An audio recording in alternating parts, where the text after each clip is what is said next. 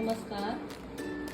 काल घरामध्ये मी रॅक आणलेली जुन्या घरातली, त्याच्यामुळे मला भांडे लावायचे रॅकला. त्याच्यामुळे मी आज एवढे सगळे भांडे घासून घेतलेले. म्हटलं भांडे घासूनच रॅकला लावावी. तरी अजून डबे, अजून बरेचसे भांडे घासायचे राहिले.